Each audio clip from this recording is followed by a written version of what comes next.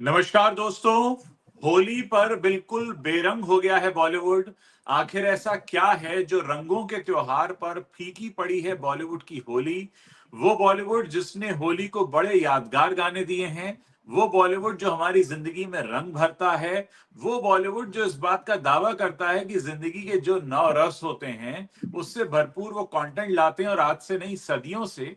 और एक सबसे बड़ी बात यहां पर यह भी कहना चाहूंगा कि अक्सर बड़े प्रोड्यूसर्स इंतजार करते हैं लॉन्ग वीकेंड का, शुक्रवार शनिवार इतवार छुट्टी हो या एक लंबा बड़ा फेस्टिवल आए जहां पर पूरा परिवार घर से बाहर निकलने के मूड में हो, सब पैसा खर्चा करने के मूड में हो, बाहर खाना खाने के मूड में हो, और इस तरह से वो एक मौके की तलाश में रहते हैं। तब वो बड़ी फिल्में लेकर आए। बहुत सी फिल्मों की जो रिलीज डेट है वो एक एक साल पहले लॉक हो जाती है।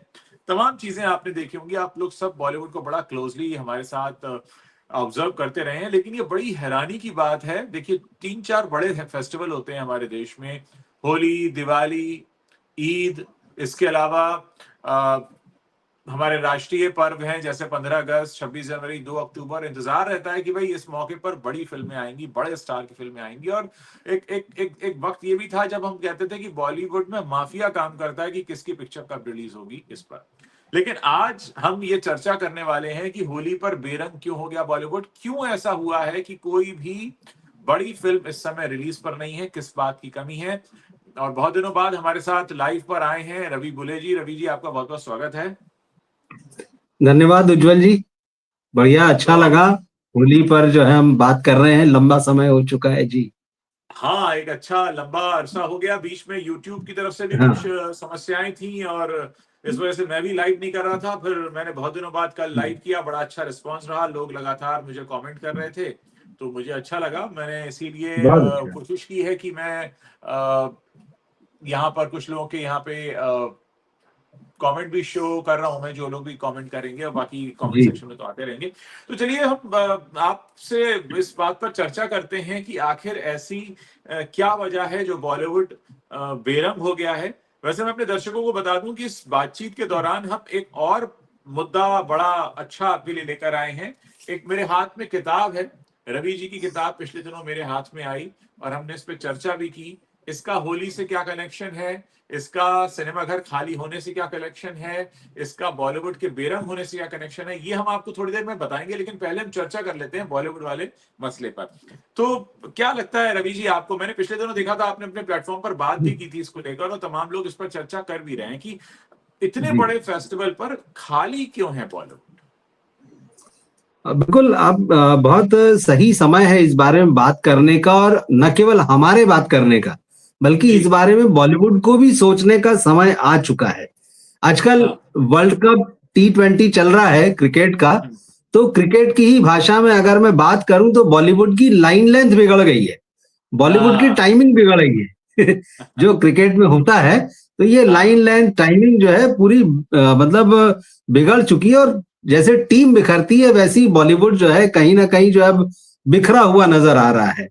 क्योंकि सबसे बड़ी बात तो वही है जिसकी चीजें हम लोग जिसका जिक्र जो है लंबे समय से करते रहे हैं।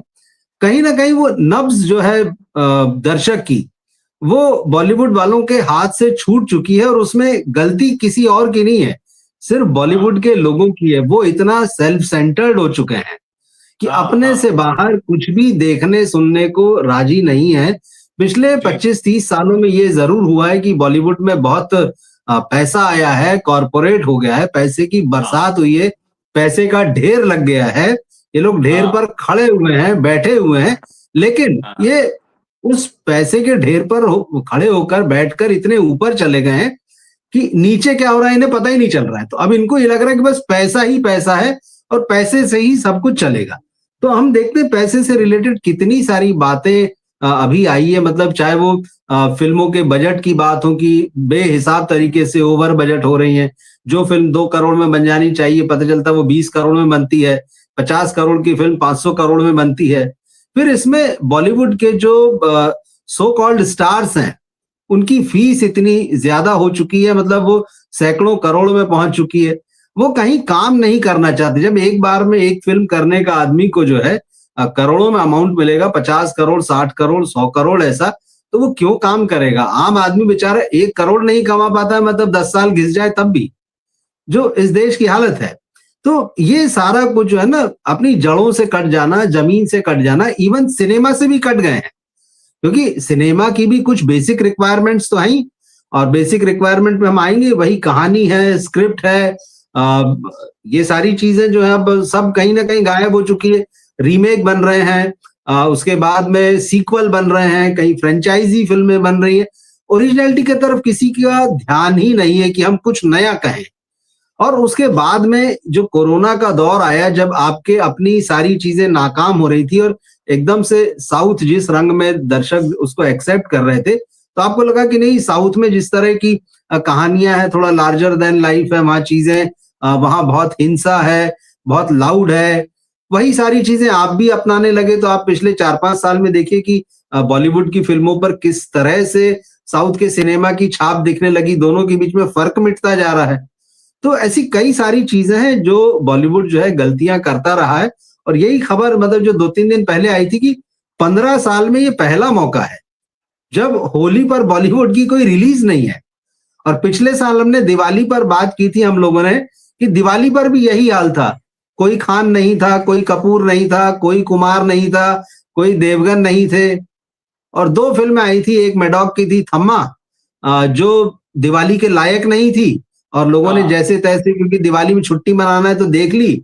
और दूसरी आ गई थी एक दीवाने की दीवानियत, वही वो साउथ का जो वायलेंट हीरो वाला जो फॉर्मूला है पूरा, उसी तरह से चल नहीं, कुछ नहीं था तो दर्शक कुछ तो देखेगा ना छुट्टी में, तो वो एक बिल्कुल। फिल्म चल। तो कुल मिला के चीजें हैं ही नहीं। तो जो मैं कह रहा हूं वो यही है कि इनकी खुद की जो है लाइन लेंथ बिगड़ चुकी है, टाइमिंग बिगड़ चुकी है। अब इनके पास कोई कैलेंडर नहीं बचा है। त्योहारों का आपने जिक्र किया, वाकई ये सारे बड़े त्योहार हैं, और एक समय इन त्योहारों पर फिल्में आया करती थी, बड़ी बड़ी फिल्में आया करती थी, और उसका बड़ा रिटर्न मिला करता था बॉलीवुड को। तो खुद एक इनकी समय अपनी तो ये गलतियां था, हैं, मुझे लगता है।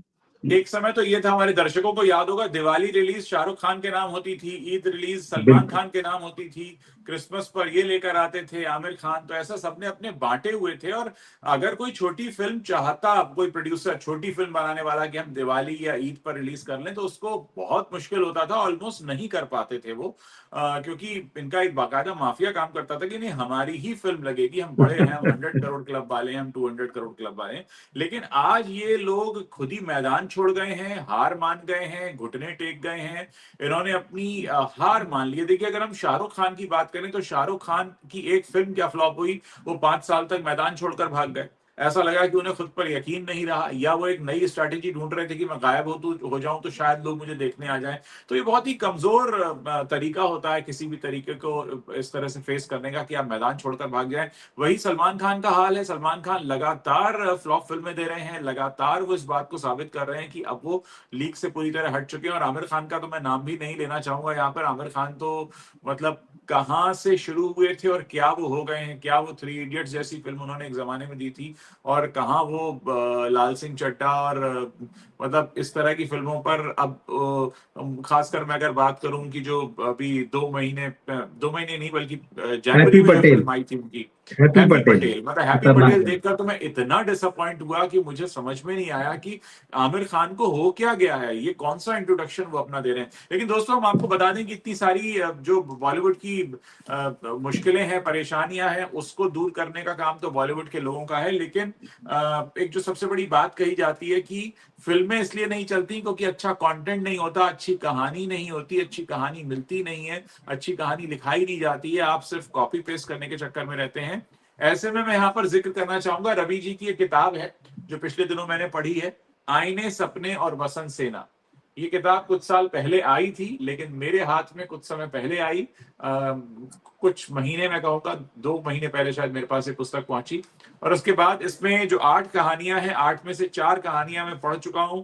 यहाँ पर हम इस किताब के बारे में भी बात करेंगे। आपको बता दूं कि मैंने इसकी जो 4 कहानियां पढ़ी हैं, हीरो, एक लव स्टोरी, हिल स्टेशन पर औरत, पुरखों का घर और लापता नत्थू और दुनिया न माने, ये वाकई बहुत कमाल की राइटिंग है रवि जी आपकी। और मैं अपने दर्शकों को बताना चाहूंगा कि इन थैंक कहानियों यू। के जरिए आपने एक नया वातावरण गढ़ा है, एक नई दुनिया गढ़ी है। ये कहानियां ऐसी हैं जो आपको एक एक कहते हैं ना, एक लोक में ले जाती हैं, एक जगह पर लेकर चली जाती हैं, आपकी उंगली पकड़ती हैं और आपको एक दुनिया में लेके जाती हैं, और वहां आपने एक बहुत अच्छी दुनिया बनाई है। मैं तो चाहूंगा कि इस तरह की कहानियां जैसी आपने लिखी हैं, इस पर बहुत अच्छा काम हो सकता है, इस पर बहुत अच्छा सिनेमा या इस पर बहुत अच्छे शो या शॉर्ट फिल्म सभी बन सकती हैं। इस तरह की कहानियों की जरूरत है। मैं रिकमेंड करूंगा कि जो हमारे दर्शक हैं वो इसे मंगाएं, पढ़ें। 8 में से 4 कहानियों का ही मैं जिक्र इसलिए कर रहा हूं क्योंकि मैं चाहता हूं बाकी की कहानियां आप खुद पढ़ें। रवि जी, मुझे जो खासतौर पर जो सबसे अच्छी जी कहानी लगी वो आपकी पहली कहानी है, लापता नत्थू उर्फ दुनिया ना माने। इतना गहरा उसमें संदेश है। नाथुराम नाम के व्यक्ति की एक कहानी है, और नाथुराम का क्या संबंध है गांधी जी से सब जानते हैं, लेकिन आपने उसको बिल्कुल एक अलग अलग रूप दिया है। तो कैसे, मतलब इस तरह की कहानियां जब आप सोचते हैं, कहाँ से आती हैं कहानियां? आपके आसपास से आती हैं या कहाँ से इंस्पिरेशन लेते हैं?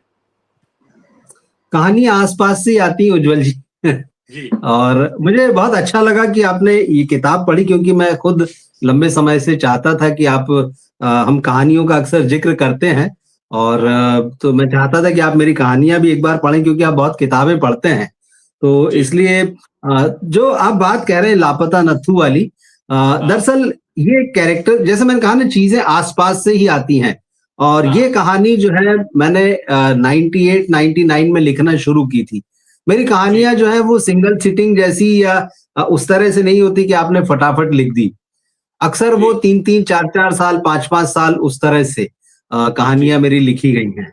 तो ये कहानी भी उसी लगभग 3 साढ़े 3 साल में ये कहानी लिखी थी। इसमें जी कैरेक्टर जो मुझे सबसे अपीलिंग बात लगी थी, जो जी इसका कैरेक्टर जिस तरह से बना था, आपको याद होगा 1998 की घटना है। अ, जी एक नाटक आया था मराठी में, हाँ उसका नाम था मी नाथूराम गोडसे बोलतोय। हाँ जी, उस पे बिल्कुल सुना बहुत मैंने, बिल्कुल सुना। है ना? और उसपे हाँ खूब हंगामा हुआ था, फिर उस पर बैन भी लगा था, वो सारी चीज़ें। तो ये कहानी हाँ जो है इसका बीज जो है दिमाग में उसी नाटक को लेकर जो कंट्रोवर्सी हुई थी, वहीं से पड़ा था। और जब फिर ये कंट्रोवर्सी शुरू हुई थी तो नाथूराम गोडसे और फिर गांधी जी पर बातें बहुत सारी। तो मेरे दिमाग में एक कैरेक्टर ऐसा आया जिसका नाम है नाथूराम गांधी। तो जैसे आपने हाँ कहा कि दोनों का एक कनेक्शन है, अब सोचिए हाँ अगर किसी आदमी का नाम नाथूराम होगा और उसके साथ सरनेम गांधी लगा होगा, तो उस आदमी की हाँ, हालत क्या होगी? तो बिल्कुल बिल्कुल वो जो बिल्कुल। कैरेक्टर जो है वहां हाँ गढ़ा, और उसके बाद उसकी जो विडंबना उसके जीवन में, क्योंकि फिर इसके बाद ये पूरी कहानी जैसे आपने पढ़ा होगा पूरी तरह से पॉलिटिकल हो जाती है। ये हाँ हाँ उतनी ही सोशल रहती है, उतनी ही पॉलिटिकल रहती है। और सबसे मेन जो है यूथ की आज की भी जो सबसे बड़ी प्रॉब्लम, सोचिए हाँ 98 99 में जब इस चीज को लिखना शुरू किया और ये साल 2000 2001 में छपी, अब 2026 आ गया, वही मतलब अनएम्प्लॉयमेंट की प्रॉब्लम जैसी की तैसी है। वही बिल्कुल है, बिल्कुल है। पॉलिटिशियंस जो है आज भी उतना ही खेल रहे हैं रोजगार के नाम पर। उसी तरीके से उन युवाओं की परेशानियां जहां की तहां बनी हुई है। तो वही रोजगार की कहानी। तो ये जो नाथूराम गांधी होता है, ये बेचारा एक छोटा सा middle class lower middle class family का लड़का है, युवा जी है, और उसको जी नौकरी चाहिए। अब जब उसको हाँ नौकरी चाहिए तो किस तरह से जो कांग्रेस जो उस वक्त सत्ता में थी और दूसरी तरफ जो है बीजेपी, यही दो मुख्य पार्टियां रही, हाँ कैसे हाँ दोनों इसके साथ खेलते हैं, किस तरह से वो इसका अपने स्वार्थ के लिए फायदा उठाना चाहते हैं। तो ये जो नाथूराम गांधी होता है, जिसको सब उसका निकनेम जो है नत्थू होता है, जब हाँ वो इस प्रॉब्लम में फंसता है इन दोनों पार्टियों के बीच में, उससे पहले उसको भी नहीं पता होता है कि मेरे नाम में विडंबना क्या है, क्योंकि सब लोग उसको नत्थू नत्थू कह के बुलाते हैं। अब वो हाँ नत्थू से होते होते कब वो नाथूराम गांधी में बदलता है, कैसे वो फुटबॉल बन जाता है, इधर से उधर उधर से इधर, ये सारी चीजें इसमें हैं। और फिर वो एक दिन लापता हो जाता है। लापता होने के बाद उसका क्या होता है, तो उसको कहीं मुक्ति नहीं है। ये है। तो मुझे वही लगता है कि भाई देखिए इतने इतने सालों में भी कोई चीज सॉल्व नहीं हुई, कोई समस्या जो है खत्म नहीं हुई, नहीं, बल्कि उससे ज्यादा है आज तो। अब तो वो आज तो बहुत एआई ज्यादा है। आने के बाद में बेरोजगारी हाँ का खतरा बढ़ गया है, और जाने कितने गुना हाँ, बढ़ गया है। तो चीज इसकी कहानियां मैं अक्सर जो यही हुआ कि आसपास से ही कभी जो घटनाएं होती, लेकिन हाँ उसमें देखिए जो हम फिल्म की भी बात करते हैं, आपके पास इमेजिनेशन पावर भी दिया है भगवान ने आपको।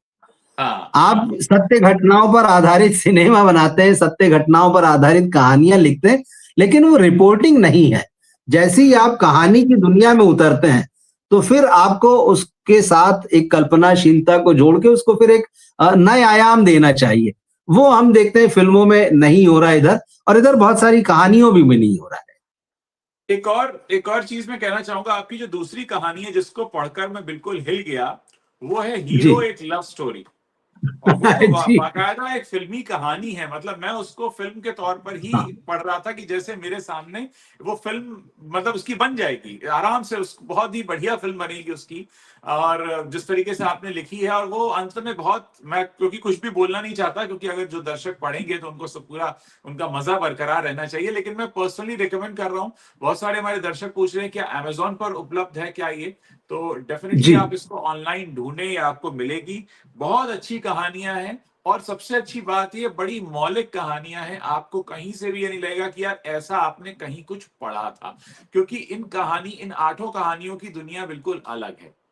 और वो कहीं ना कहीं वो आपको एक बहुत अच्छा अनुभव देने वाली है। और मैं खुद चाहता हूं कि हमारे जो दर्शक हैं, मेरे पीछे भी कई किताबें रखी हैं, इनमें से बहुत सी पढ़ चुका हूं, बहुत सी मैं पढ़ने वाला हूं। तो आप लोग भी अपने अपने घरों पर एक तो किताब किसी से मांग कर मत पढ़िए, अपना खरीदिए और उसको रखिए। किताबें अपनी सहेज कर रखें, जैसे बच्चों को रखा जाता है अपने, और उन्हें पढ़ते रहें। समय समय पर कई किताबें आपका मूड बदल देती हैं, कई बार आपकी जीवन में आई मुश्किलों को साथ देती हैं, कई बार आपको राह दिखाती हैं, कई बार आपका अकेलापन भी दूर करती हैं, और बहुत बार आपको जिंदगी की वो सीख दे जाती हैं जो शायद आप बरसों बरस में नहीं सीख पाते, लेकिन किसी कहानी के, किसी किताब के 8-10 पन्ने आपको जीवन भर का एक बदलाव दे जाते हैं, जो आपके लिए आगे बहुत पॉजिटिव रहता है। तो मैं तो हीरो एक लव स्टोरी पर भी बात करना चाहूंगा कि बहुत ही घुमावदार वो कहानी है, और उसके बाद झटका लगता है कि यार ये क्या हो गया। उसके बाद अच्छा, हर जो टीनेज से होकर गुजरे हैं लोग, उन्होंने अपने आसपास या अपनी जिंदगी में कुछ कुछ उससे मिलता जुलता होता हुआ देखा होगा, लेकिन जो चीज आपने पकड़ ली है वो तो बिल्कुल, मतलब कहते हैं ना, ईश्वर दुश्मन के साथ भी ना करे जो होता है। आपने ठीक कहा। जी दरअसल जब कहानी हम लिखते हैं, तो अब जैसे पहली कहानी का जिक्र किया, तो हमने उसको किसी घटना से उठाया और उसको कहीं से कहीं ले गए। हाँ चीजें हमारे आसपास ही होती है। अब इसे में हीरो में भी आप देखेंगे, तो वैसी कहानी हर लड़के की होती है, लगभग लगभग होती है। भाई, जी जी एक टीनेज जो आती है, उसको प्यार हो जाना किसी से, लड़के को लड़की से, या हाँ लड़की लड़की को लड़के से प्यार हो जाना। कई बार ये होता है कि लड़की को चाह रहा है, लड़की किसी और को चाह रही है। तो ये हादसे जी तो आए दिन के हैं, और ऐसा नहीं कि आज हो रहे हैं, हमेशा हाँ से होते रहे हैं। अब इसमें देखिए, पहली कहानी में जहां एक हम कह सकते हैं कि एक सब्जेक्ट वाइज एक अगर एक सीरियसनेस है उसमें, हालांकि उसमें भी बड़ी कॉमिक टाइप की चीजें और बड़े हल्के, मतलब उस तरह हाँ की सीरियसनेस नहीं कि आपको पढ़ते हुए लगेगा अरे हम किस पॉलिटिक्स में चले गए हैं। वो हाँ लाइटर नोट जो है जो उसमें, वो यहाँ भी है। और आप देखिए, जैसा आपने कहा कि इस कहानी को पढ़ते हुए आपको लगा कि यार ये तो फिल्म की कहानी है पूरी तरह से। मैं हाँ आपसे कहूं कि कुछ दोस्तों ने मेरे इस पे नाटक भी खेले हैं, क्योंकि ये बड़ा अच्छा प्लेफुल। हाँ हाँ बिल्कुल, हाँ इस पर बिल्कुल। इस एक तो कहानी पर रोमांस नाटक है, भी हुए हैं। एक तो रोमांस रोमांस है है उसमें, उसमें। हाँ। रोमांस है, फैमिली है, माता पिता हैं, दोस्त हैं, यही तो होता है। मतलब एक रोमांटिक या एक अच्छी कॉमेडी कह लीजिए, एक हाँ रोम कॉम कह लीजिए उसमें। और उसमें रिश्ते भी आते हैं, उसमें दोस्ती भी आती है, प्यार भी आता है। ये दरअसल ये फिल्मी फॉर्मूला है, मैं आपको बताऊं। ये उसी तरह की कहानी, ये फॉर्मूला। देखिए, फॉर्मूले को भी हम खूबसूरती से लिख सकते हैं। फॉर्मूले का मतलब ये नहीं होता है कि अरे फॉर्मूला है, ये तो बेकार चीज है। नहीं, कुछ चीजें कभी आउटडेटेड नहीं होती। जैसे इसी प्यार की हम बात कर रहे हैं, टीनेज प्यार की बात कर रहे हैं। फैमिली के साथ आपके जो इक्वेशंस उम्र के साथ बदलते और आ, अलग लेवल पर चलते रहते हैं, क्योंकि जो हाँ माँ बाप आज आपके बारे में जिस तरह सोच रहे हैं, वही हाँ माँ बाप 5 साल बाद आपको लेके दूसरी तरह से सोचेंगे, और सिचुएशन वही होगी।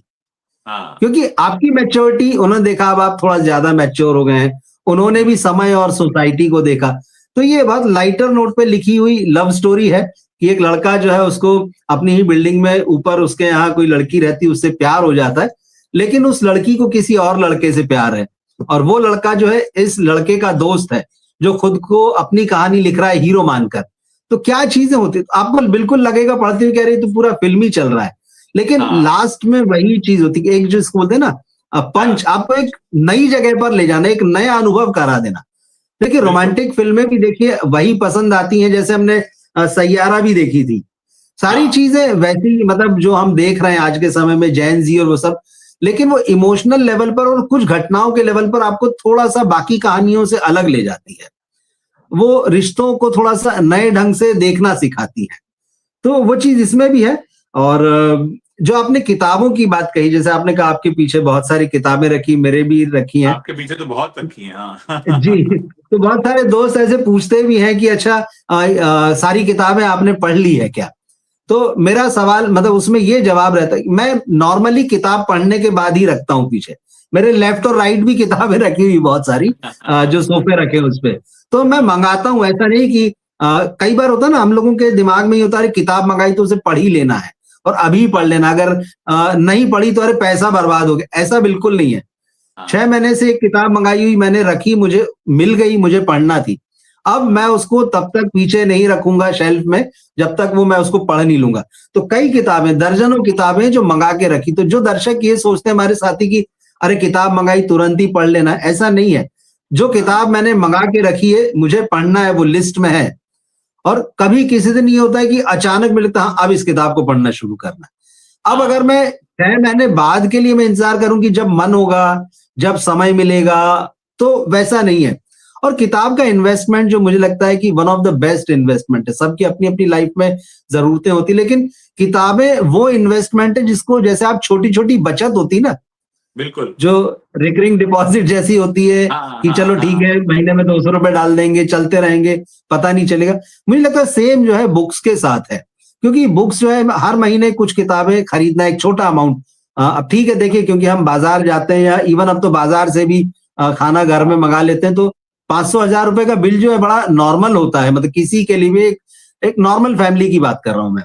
तो वो हो ही जाता है जब आप बाहर जाएं, तो आप तय कर लें कि यार ठीक है चलो हम 500 रुपए महीने की किताबें खरीदेंगे।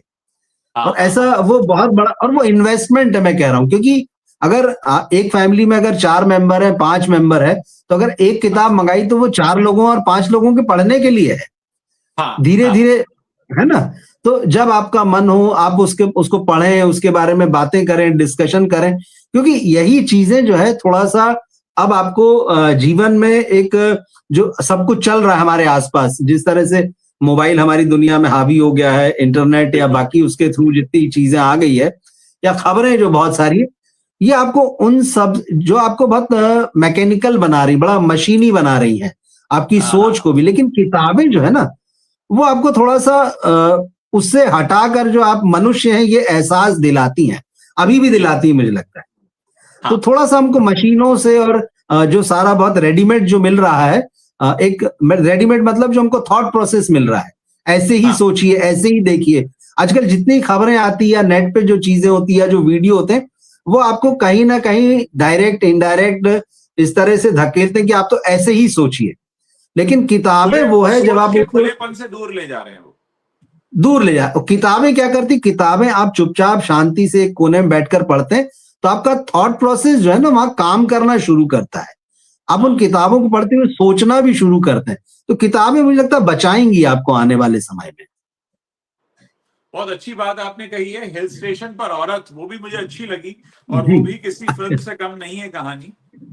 हिल स्टेशन पर औरत, मतलब उसमें सब कुछ है थोड़ा थोड़ा जो होना चाहिए। हाँ, इसमें मैं एक चीज ये कह देता हूँ, आपसे बात हुई तब भी मैंने बताया था, एक डायरेक्टर साहब ने ये कहानी जो है उड़ा ली फिल्म के लिए, जो हाल फिलहाल और उन्होंने इस पर, गए थे। हाँ अंदर भी चले गए थे। तो उन्होंने इस कहानी को पूरी तरह से लिफ्ट किया, और इसमें सिर्फ एक एलिमेंट जोड़ा कि ये जो एक मैच्योर लव स्टोरी थी, उसमें उन्होंने हॉरर का तड़का मार दिया बस, और अपनी एक फिल्म बना ली। लेकिन न वो उस फिल्म को चला पाए, क्योंकि वो कहानी की जो भावना थी, कहानी के जो कैरेक्टर थे, उसे न्याय ही नहीं कर पाए। तो वो आपकी फिल्म चली नहीं, और आपने कहानी को भी खराब कर दिया। तो खैर, ना उनका नाम लेना जरूरी है ना उस कहानी का। ऐसा लोग करते हैं फिल्म इंडस्ट्री में, क्योंकि ये एक मैच्योर लव स्टोरी है। एक राइटर जो है वो हिल स्टेशन पर गया और उसको एक नॉवेल लिखना है, हालांकि हाँ, मुझे कहीं लिखने के लिए मतलब मुझे कहीं जाने की जरूरत नहीं पड़ती है, लेकिन मैं हाँ, पहले जब हम बहुत सारी चीजें पढ़ते हैं तो मैंने कई जी, राइटर्स के बारे में ये पढ़ा है कि उनको जब लिखना होता था पुराने समय में, हाँ, आज का तो मुझे नहीं पता किसी में ऐसी हैबिट जी, है क्या, वो लोग जी, हिल स्टेशन पर चले जाया करते थे, शहर से हाँ, दूर गांव हाँ, में चले गए, हिल स्टेशन पर चले गए।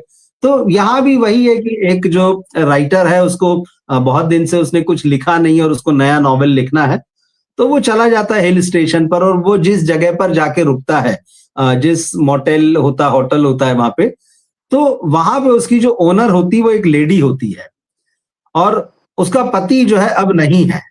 तो अब उसके साथ इस राइटर के क्या रिलेशन बनते हैं और उस औरत की जिंदगी की अपनी एक ट्रेजेडी है। तो हम्म, जब उनका प्यार और वो ट्रेजेडी जब आमने सामने आती है तो फिर क्या घटता है, वो बड़ा शॉकिंग सा रहता है बहुत सारा कुछ उसमें। लेकिन फिर प्यार तो प्यार होता है, तो जब वो लौटता है तो फिर वो उससे क्या कहती है या एक खत लिखती है उसको, वो सारी चीजें। बट हाँ, इसमें ट्रीटमेंट का पूरा खेल है और ये जो जिन्होंने भी इस कहानी को उठाकर फिल्म बनाई वो चीजों को समझ नहीं पाया। और एक चीज इसमें ये कहूंगा कि जो भी राइटर होता है या आपने अगर कोई कहानी लिखी है, आपको समझ में आ जाती कि ये आपकी चीज कहाँ से किसने ले ली है और किस तरह से उसको प्रेजेंट किया है। क्योंकि जब मैं इस डायरेक्टर की उस फिल्म को देख रहा था, मैं फिल्मों के रिव्यू भी करता हूँ, तो जैसी ही हाँ, फिल्म स्टार्ट हुई और मुझे हम्म, 10 मिनट में लगा कि यार ये सारे विजुअल्स तो वो हैं जो मेरे दिमाग में चला करते थे, चीजें हाँ, उसी तरह से चल रही हैं। और होते हाँ, होते उस कहानी में आए हुए बहुत सारे विजुअल, और बल्कि एक विजुअल तो उसमें ऐसा था झील का, और झील का जो दृश्य है उसमें, हाँ, मतलब उसने उसको भी नहीं छोड़ा, वो उसको किसी और जगह भी नहीं ले गया, मतलब पूरी तरह से रेडीमेड बना के उठा लिया और सिर्फ एक ओ, चीज डाल दी कि इसमें हॉरर है ये। तो ये हम्म, अच्छी चीज नहीं है। आप एक राइटर की अगर कहानी ले रहे हैं, मेरी नहीं किसी की भी बात कर रहा हूं, आप उसको प्रॉपरली अपने साथ जोड़िए क्योंकि वही जस्टिस कर पाएगा। क्योंकि जैसे गुरदत्त साहब का एक जो है साहिब बीवी और गुलाम, जो उनकी क्लासिक फिल्म है, मतलब हाँ, उनकी सबसे शानदार और हिंदी सिनेमा की सबसे शानदार फिल्मों में से, तो हाँ, जब विमल मित्र के उस उपन्यास को पढ़ा उन्होंने, तो उन्होंने हाँ, ये नहीं किया कि मैं अपने यहाँ बैठ के किसी से लिखवा लूंगा या जो है उसका आइडिया चुरा लूंगा। उन्होंने विमल मित्र को उस वक्त कलकत्ता से बुलाया, उस हाँ, जमाने में हवाई जहाज से, और हाँ, कहा कि हाँ, ये आपका उपन्यास है, मुझे फिल्म बनाना है और आप ही इसकी स्क्रिप्ट लिखेंगे और आप मेरे साथ रहिए, मैं हर समय आपके साथ रहूंगा, और हम इस फिल्म को बना रहे हैं। तो ये एक तरीका होता है, ये एक रिस्पेक्ट होता है। और देखिए वो जिस तरह से उन्होंने लिखी, जिस तरह से गुरुदत्त ने फिल्म बनाई, आज उसकी जगह सब जानते हैं इतिहास में कहाँ है। ये चिरकुटाई जो है बॉलीवुड में बहुत चलती है। हाँ, लेकिन ये बात वही है, क्योंकि मैंने कहानी लिखी इसलिए नहीं कह रहा हूँ, लेकिन ये हम बहुत कॉमन प्रैक्टिस है कि हम देख रहे हैं कि राइटर्स का क्या हाल है। चीजें जो बिल्कुल, है वो चुरा ली जाती है, चीजें जो है वही थोड़ा सा ट्विस्ट कर दो। क्योंकि राइटर्स एसोसिएशन के भी मामले जो हैं वो, उन वहां भी अगर आप लड़ने जाएंगे इन चीजों को लेके, हाँ, तो एक हाँ, संस्कृत में जो वाक्य आता है, मक्षी का स्थान है मक्षी का, मक्खी की हाँ, जगह अगर मक्खी चिपकी हुई तभी नकल मानी जाएगी। हाँ, हाँ, हाँ, तो हाँ, हाँ, वो लड़ाइयाँ भी बेकार हैं बहुत हद तक, तो ये सब चीजें हैं। बट हाँ, ये एक मैच्योर लव स्टोरी है, जो अगर लोग पढ़ना चाहें तो। मैं बिल्कुल चाहूँगा अपने दर्शकों से कि आप इस किताब को पढ़ें और सिर्फ इस किताब को नहीं बल्कि किताबों की दुनिया अपने आसपास बनाएं। यहाँ इस वीडियो को करने का मकसद इस किताब को प्रमोट करना नहीं है, आपके अंदर एक बार फिर से वो विचार जगाना है कि चलो भाई बहुत दिनों से कोई किताब नहीं खरीदी, कोई किताब खरीदते हैं, अपने दोस्तों से मिले, रिश्तेदारों से मिले, उनसे पूछें आजकल क्या पढ़ रहे हो, आप उन्हें बताएं कि मैं आजकल ये पढ़ रहा हूँ। अलग-अलग राइटर्स को ट्राई कीजिए, आप जिन लोगों को जानते हैं उनकी किताबें अगर आप पढ़ेंगे तो आपको एक फेमिलियरिटी भी लगती है। आप इतने समय से रवि जी को हमारे प्लेटफॉर्म पर सुन रहे हैं, अगर आप इनकी लिखी कहानियां पढ़ेंगे तब आपको समझ में आएगा कि ये किस तरह सोचते हैं, ये किस तरह से अपना मैसेज कन्वे करना चाहते हैं। मैं बहुत ज्यादा जिक्र नहीं करना चाहूंगा आगे की कहानियों का। पुरखों का घर भी एक कहानी है जो चौथी कहानी मैंने पढ़ी है, क्योंकि मैं आप खुद चाहता हूं, क्योंकि ये 3 कहानियों के बारे में बात करके आपको अंदाजा लग गया होगा कि किस तरीके का एक नया संसार गढ़ लेते हैं रवि जी। तो बहुत बहुत शुक्रिया रवि जी हमारे साथ जुड़ने के लिए, अपनी किताबों के बारे में, किताब के बारे में बात करने के लिए। हम आगे भी आपकी लेखनी पर बात करते रहेंगे और साथ ही जी ये सवाल शुक्रिया भी गुलजार उठाते जी। रहेंगे कि आखिर बॉलीवुड के पास इतना सूखा क्यों है, ये बॉलीवुड इतना बेरंग क्यों होता जा रहा है। बात सिर्फ होली की नहीं है, वैसे भी बिना होली के भी कहाँ फिल्में आ रही हैं। अब इस साल के 2 महीने चले गए हैं, 300 दिन बचे हैं, 2 महीने चले गए, 2 महीने में कुछ ऐसा नहीं आया है जो कोई कहे कि हाँ यार क्या फिल्म आई है। वो बात अलग है, लोगों को इस समय टॉक्सिक का और धुरंधर 2 का इंतजार है, देखते हैं वो किस तरफ जाती है, लेकिन फिलहाल फीका फीका मामला तो है ही। बिल्कुल, देखिए अगर बॉर्डर 2 नहीं आई होती उज्जवल जी, तो आप सोचिए कितना बुरा हाल रहता।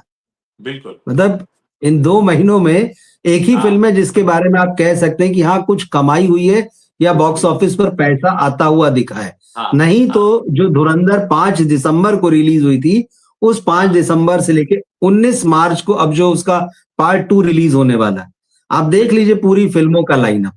तो उस वक्त जो लोग ये कह रहे थे कि धुरंधर चल जाने के बाद में कह रहे बॉलीवुड ने कम बैक कर लिया है, वापसी हो हाँ, गई है, लोग तो फालतू में क्रिटिसाइज करते हैं, तो उनको थोड़ा सा अपने अंदर झांक के देखना चाहिए कि वाकई कम बैक हो गया है या सिर्फ एक ही फिल्म चली तो आपने मान लिया है। मतलब एक खुद को एक कहना चाहिए ना कि आत्मसंतुष्टि जिसे कहते हैं कि भाई हमको तो ठीक हाँ, लगा, बाकी तो ठीक है। तो वैसा नहीं है, बहुत सारा काम करने की जरूरत है। और ये होली के मौके पर जो ये आप बात कर रहे हैं बिल्कुल ठीक है, बेरंग है, फीकी होली है, जिसमें कोई फिल्म नहीं है आपके पास में ऐसी जिसको कि लोग फैमिली के साथ देखने जाएं इस उद्देश्य से कि चलिए हम तो एंटरटेन होके आएंगे, तो हाँ। मामला तो नहीं, कमजोर है, बहुत कमजोर बहुत बहुत शुक्रिया रवि जी, हम आगे भी मिलते रहेंगे, जुड़ते रहेंगे, बात करते रहेंगे। है। शायद जी। अब थोड़ा बहुत यूट्यूब हमें सपोर्ट करेगा। पिछले दिनों क्या, कल ही मैंने अपने दर्शकों को बहुत सारी बातें बताई हैं, लाइव करने की क्या चैलेंजेस हैं, हमारे क्रिएटर्स के क्या प्रॉब्लम्स हैं, मैं बहुत खुलकर बताया, और उम्मीद करते हैं कि हमारे दर्शकों को समझ में आया और वो समझेंगे, इस बात की कदर करेंगे कि हम लोग आते हैं, लगातार बात करते हैं। तो आपका सहयोग भी हमेशा अपेक्षित रहेगा। बहुत बहुत शुक्रिया रवि जी, थैंक यू। शुक्रिया उज्जवल जी, थैंक यू।